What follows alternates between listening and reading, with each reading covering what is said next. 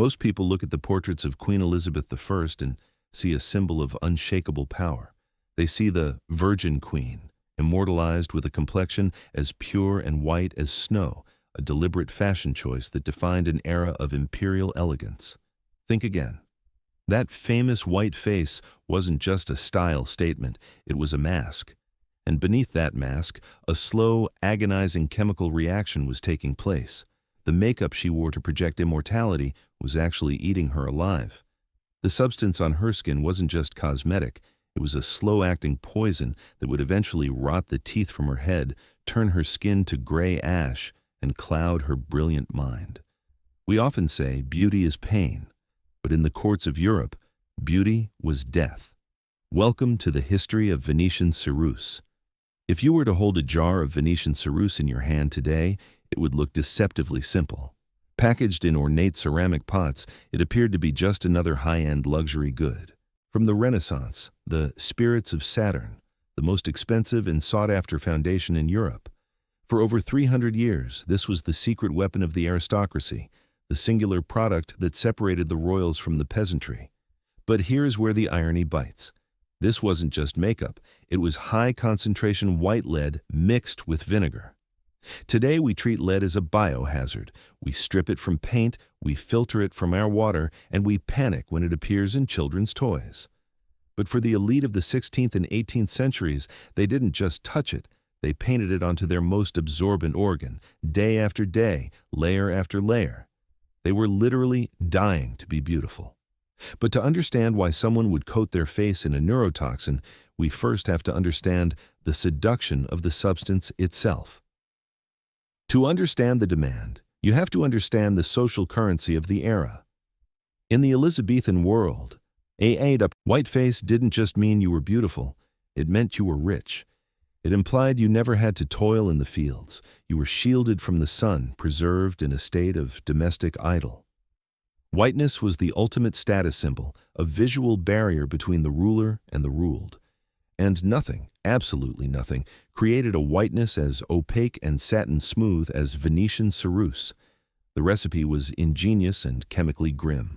Cerussite, a white lead ore, was ground into a fine powder and dissolved in vinegar.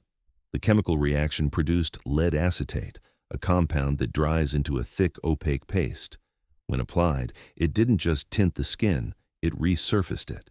It hid blemishes, smallpox scars, and freckles under a perfect porcelain shell. But here's where history gets fascinating. Lead acetate has a unique property that made it even more dangerous. It tastes sweet. Ancient Romans used it to sweeten wine, calling it sugar of lead. So when these women applied it to their lips and faces, it didn't smell like poison. It was sweet, smooth, and alluring. However, lead is a potent neurotoxin. When applied to the skin, it doesn't just sit there, it absorbs. Once inside the body, it mimics calcium. The body, tricked by this impostor, welcomes the toxin and absorbs the lead directly into the bones, the teeth, and the nervous system. While the wearer admired their flawless complexion in the mirror, the lead was already beginning to dismantle them from the inside out. The most famous victim of this trade-off was, of course, the most powerful woman in the world. In 1562, Elizabeth contracted smallpox. She survived, but the disease was a catastrophe for her image. It left her face ravaged by deep pitting scars. For a monarch whose power relied on her image as an ageless divine being, an icon who claimed to be married to England itself, imperfection was political suicide. She turned to Venetian Ceruse to rebuild her face. This is where the cycle became relentless. The lead in the makeup would slowly corrode the skin underneath, turning it gray, shriveled, and lifeless. To hide the deteriorating skin, the queen had to apply more makeup, thicker layers, heavier applications. By the end of her reign, it was reported that her makeup was applied a full inch thick. It was no longer cosmetic, it was a prosthetic. Historical accounts suggest she didn't remove it for weeks at a time. This created a glaze of lead over her pores, effectively sealing the poison against her flesh. It creates a grim image. The mask of youth was actually accelerating her aging process at a terrifying rate. The lead caused her hair to thin and fall out, forcing her to wear her signature red wigs. It turned her teeth black and rotten. and as her physical body decayed under the weight of the lead, her erratic behavior, bouts of deep melancholy, and aggressive outbursts in her later years suggest the poison had reached her mind. Toward the end of her life, it is said she refused to have mirrors in any of her rooms. She could no longer bear to see what lay beneath the mask. The irony is sharp. The very thing she used to project strength and immortality was the agent of her destruction. Now, fast forward 2 centuries. You might think that by the 1700s, with the dawn of the Enlightenment and the advancement of science, society would have learned to fear the spirits of Saturn. Think again. The obsession with the deadly white look didn't vanish with the Tudors, it exploded. In the Georgian era, the use of lead makeup became even more widespread, leading to what historians call the cult of the pale. Enter Maria Gunning, the Countess of Coventry.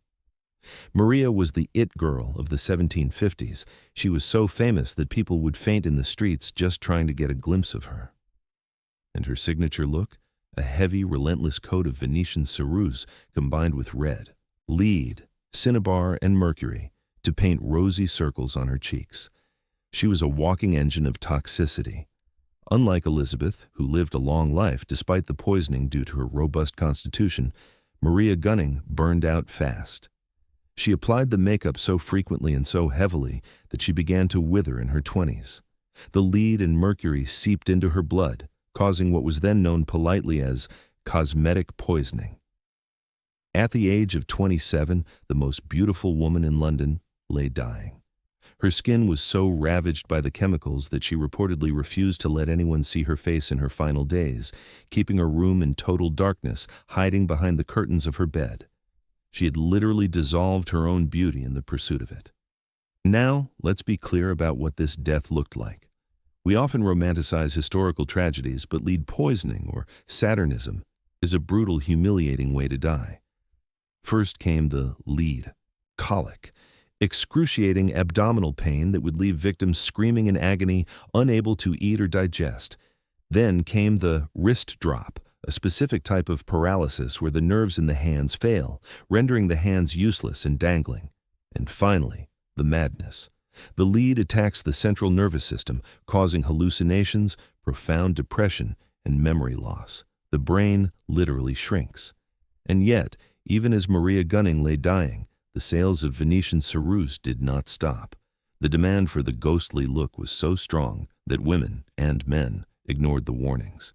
Doctors of the time wrote extensively about the dangers they knew, but the social pressure to conform to this specific aesthetic was stronger than the fear of death. It creates a haunting realization about the artifacts we see in museums. Those beautiful pale portraits hanging in the Louvre or the National Gallery. You're looking at the clinical documentation of poisoning. You're seeing the symptoms of a slow suicide, framed in gold. We like to look back at the Elizabethans and the Georgians and shake our heads at their ignorance. We think, how could they be so foolish? How could they poison themselves for vanity? But ask yourself, are we different? We inject botulism toxins into our faces to freeze our muscles. We undergo surgeries that shave down our bones. We burn our skin with lasers and acids. The chemicals change, the methods evolve. But the human desire to alter our appearance, often at the cost of our health, remains a constant. We are still trading our well-being for a version of ourselves we prefer to see in the mirror. Queen Elizabeth I wore a mask of lead to project power, but in the end, the mask became her master. Are you wearing a mask, or is the mask wearing you? If you enjoyed this walk through the darker side of history, make sure to subscribe. Next week, we're dismantling the history of the high heel, another object designed to immobilize. Until then, remember, some objects are far stranger and deadlier than they appear.